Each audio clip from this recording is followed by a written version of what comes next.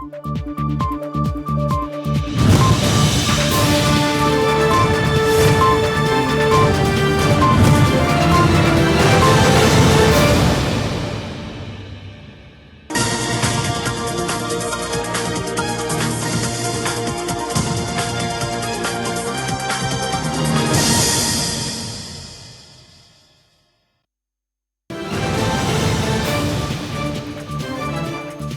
ने राज्यसभा के लिए 3 प्रत्याशियों का किया ऐलान। कर्पूरी ठाकुर के बेटे और पत्रकार हरिवंश को मिला मौका। राज्य महिला आयोग की अध्यक्ष कहकशां परवीन भी बनी उम्मीदवार।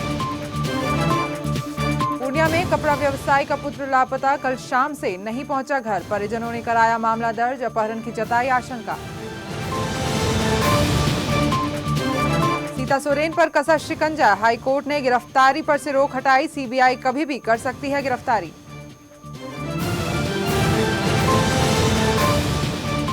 छपरा से गिरफ्तार 2 नक्सलियों ने किया खुलासा। सांसद प्रभुनाथ सिंह के भाई को मारने की थी योजना, कई मामले में थी दोनों की तलाश।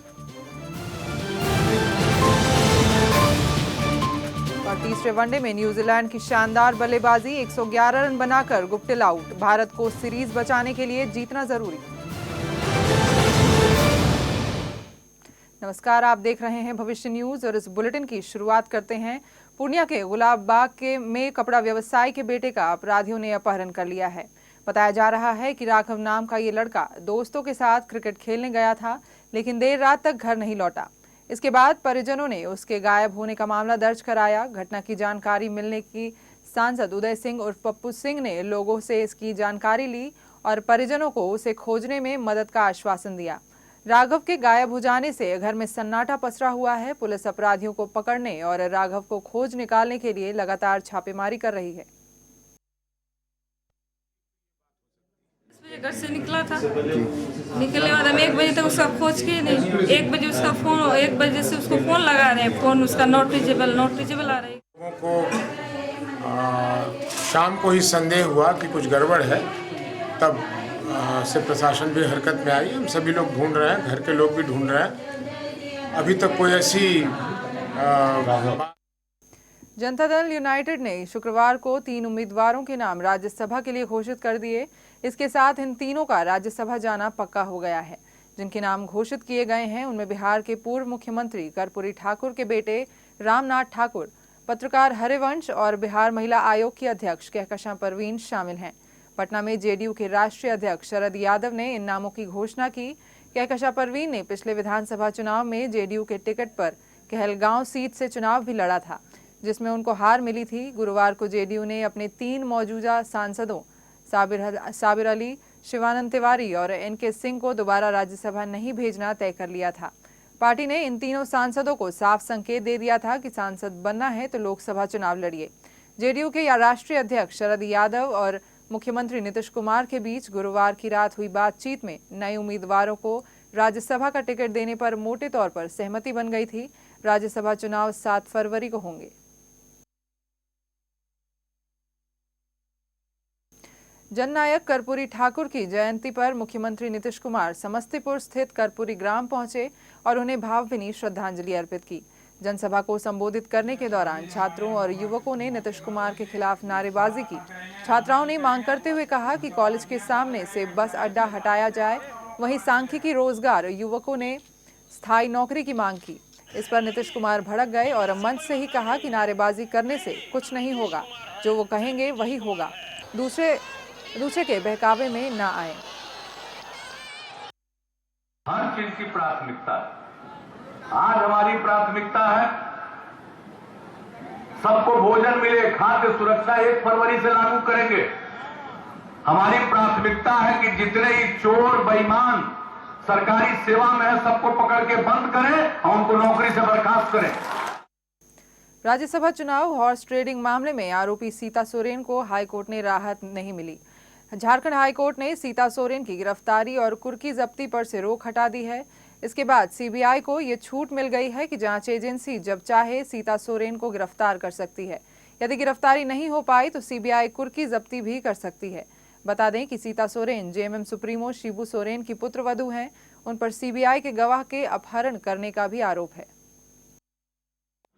स्टे था कोर्सिव और उसको अरेस्ट नहीं करने के लिए, तो she can be arrested any time because the matter is pending, even bail has not been granted. तो एंटिसिपेटरी बेल का भी पिटिशन उनका पेंडिंग है, but no stay is there, she can be arrested any time.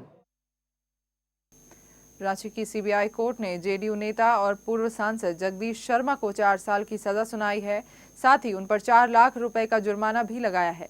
Court ने गोड्डा कोषागार से 12 करोड़ रुपए की अवैध निकासी के दोषी कुल 19 लोगों में 12 को सजा सुनाई, जिनमें 2 लोगों को 5-5 साल की सजा सुनाई गई, जबकि शेष 10 लोगों को 4-4 साल की सजा दी गई। वीडियो कॉन्फ्रेंसिंग के जरिए न्यायाधीश ने हर एक दोषी को सामने बुलाकर सजा का ऐलान किया।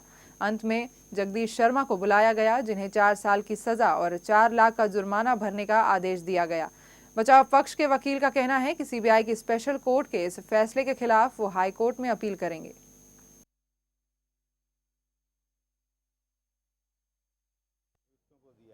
जगदीश शर्मा जी को 4 साल और 2 लाख रुपया फाइन है। 2 सप्लायर हैं, उनको 5 साल और 6 लाख रुपया फाइन है, और बाकी जो अभियुक्त हैं उनको 4 साल और 3 लाख, 2 लाख, 1.5 लाख इस तरह का फाइन किया गया। जमशेदपुर के चांडिल में झारखंड के पूर्व उप मुख्यमंत्री और जेएमएम नेता सुधीर महतो की राजकीय सम्मान के साथ अंतिम संस्कार कर दिया गया। सबने उन्हें नम आंखों से विदाई दी। हजारों लोग इस मौके पर मौजूद थे। इस दौरान राज्य के सभी बड़े नेता भी मौजूद रहे। बुधवार रात दिल का दौरा पड़ने से उनका निधन हो गया था। उनके निधन से सभी दलों के नेता मर्माहत हैं।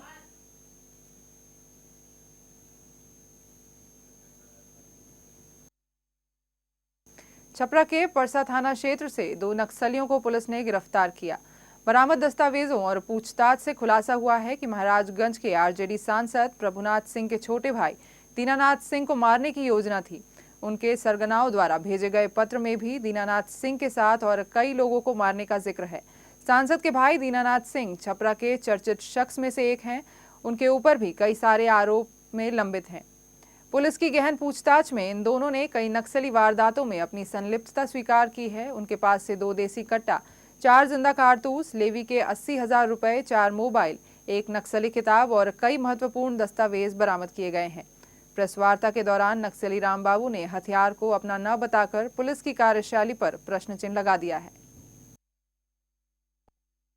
धीरज पासवान उर्फ रामबाबू उर्फ नेताजी उर्फ विधायक, जो जोनल कमांडर छपरा प्रमंडल के हैं, दोनों को 80,000 रुपया के साथ जो लेवी की वसूल की मनी थी और 2 जिंदा कारतूस, 2 हथियार के साथ, पिस्टल और जिंदा कारतूस के साथ, और नकली कई नक्सली साहित्य एवं एक राजन जो इन लोग के बॉस है उसके पत्र के साथ इनको रंगे हाथ परसा के थाना प्रभारी संजय कुमार के द्वारा।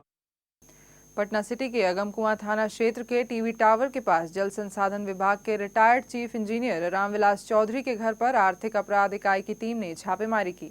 घंटों चली इस छापेमारी के संबंध में अपराध इकाई की टीम से पूछे जाने पर उन्होंने छापेमारी अभी और चलने की बात कही और कैमरे के सामने कुछ भी बोलने से इनकार कर दिया।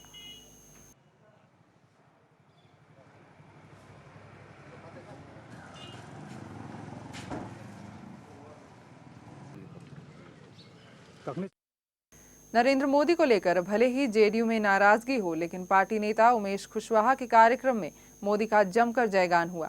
हाजीपुर में प्रसिद्ध लोक गायिका देवी ने नरेंद्र मोदी की प्रशंसा करते हुए कहा कि वो मोदी को प्रधानमंत्री के रूप में देखना चाहती हैं। वो इतने पर भी नहीं रुकी, दावा किया कि देश में मोदी की लहर चल रही है। हालांकि देवी ने नीतीश कुमार सरकार की भी प्रशंसा की। दरअसल देवी उमेश कुशवाहा की फैक्ट्री में कुर्सी की ब्रांडिंग करने आई थी। देवी के बयान पर राजनीति भी शुरू हो गई है। वैशाली जिला जेडीयू के अध्यक्ष ओम प्रकाश कुशवाहा ने उमेश कुशवाहा पर निशाना साधते हुए कहा है कि उन्हें पद से हटाया जाना चाहिए। अभी तो मुझे लगता है मोदी जी की लहर बहुत ज़्यादा है और उनकी चर्चाएं हैं तो शायद मोदी जी के साथ लेकिन अभी जो सरकार है उसके लिए तो ये तो मुझे लगता है कि बहुत अच्छा है। और पहले से जिस तरह से रोड्स, बिजली, ये सब अच्छा हो गया है और अपहरण के केस अभी सुनने में कम आ रहे हैं।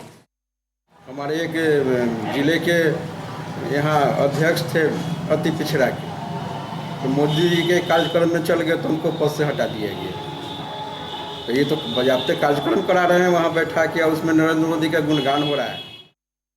और बुलेटिन में लेंगे एक छोटा सा ब्रेक, जल्द होंगे हाजिर।